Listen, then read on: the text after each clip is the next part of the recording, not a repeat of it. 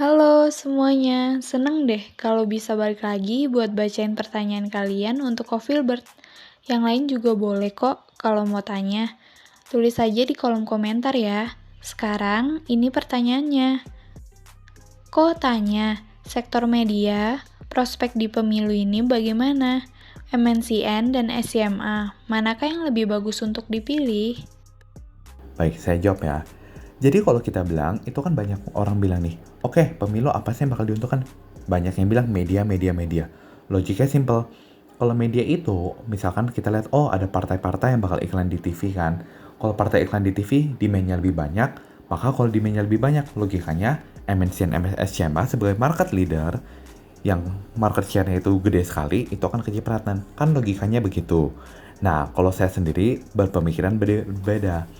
Oke, kalau dari yang pengamatan saya, dari pemilu sebelumnya itu paling emang booster ke revenue berapa banyak sih dari impact pemilu? Nyatanya adalah saya cek dari yang pemilu sebelum-sebelumnya, paling booster efek pemilu itu below 10%.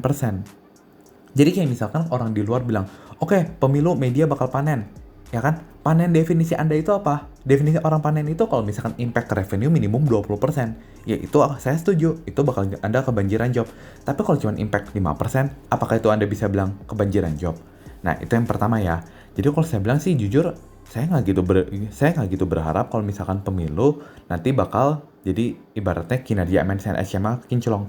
Dan kalau kinclong pun emang berapa kuartal yang bakal kinclong?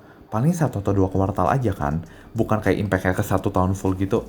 Nah, itu yang pertama ya. Jadi kalau saran saya adalah kita mendingan fokus yuk ke bisnis mereka berdua gimana. MNCN dan SCMA, fokus ke bisnis dan earning powernya. Saya bahas dari yang lebih singkat, SCMA dulu ya. SCMA itu saya nggak suka satu hal, video. Aduh, kalau orang pada zaman dulu itu bilang video, valuasi belasan T. Itu saya kaget jujur, video raise. Itu valuasi kan gara-gara kamu raise funds, kamu jual saham berapa persen, dapat uang berapa kan. Tapi ya kalau saya pribadi, saya patokannya satu. Video ini udah profitable belum? Dan kedepannya gimana? Revenue growth-nya apakah segila itu? Apakah revenue-nya double tiap tahun? Nyata adalah bila Anda cek laporan keuangan, kalau saya bilang sih video saya kurang suka.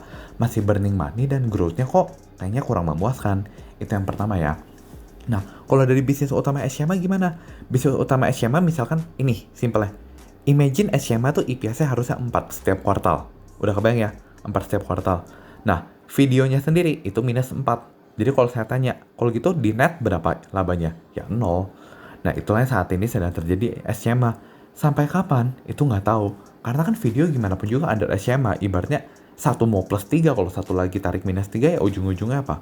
0. Sedangkan makanya kalau kita tanya, bisa gak sih ini SMA kembali ke profitabilitas yang zaman dulu, yang bagus-bagusnya IPS 20-an setahun? Ya agak berat pak, kalau di mata saya, not in the near future.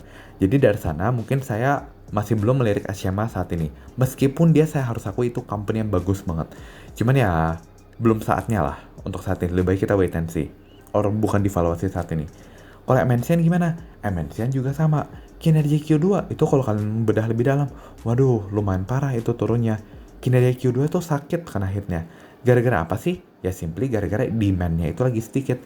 Iklan dari emiten FMCG, fast moving consumer goods, itu yang biasa customer utama kamu lah, simpelnya gitu. Itu nggak gitu bagus di Q2 kemarin. Untuk Q3 kemarin, Q3 nanti gimana? Q4 nanti gimana? Ya jujur saya bilang no idea. Kita no idea apakah budget spending emiten-emiten terhadap iklan TV itu akan bisa kembali ke sebelum COVID atau saat COVID kemarin. Kenapa? Karena gimana pun juga saat ini udah lebih banyak alternatif untuk kamu iklan. Yes, TV adalah cara paling murah dan efektif untuk reach mass audience.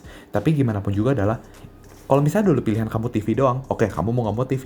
Kalau sekarang pindah kamu ada ABC, ya apakah kamu bisa bilang yang A-nya alone itu bisa sekuat dulu? Itu kan jadi masih tanda tanya untuk sekarang. Nah, sama kalau orang bilang, oh set-top box. Set-top box itu udah berita lama. Nah, tapi nyatanya kok Q2 kemarin, simple gini deh, Q1 banding Q2, yang TV digital banyak kemana sih? Ya Q2 lah. Karena apa? Pasti kan ada yang pasang-pasang install kan. Tapi nyata adalah kenapa job di Q2 lebih sedikit? Nah, itu sebenarnya big question. Nah, sampai saat ini jujur saya masih belum ada idea.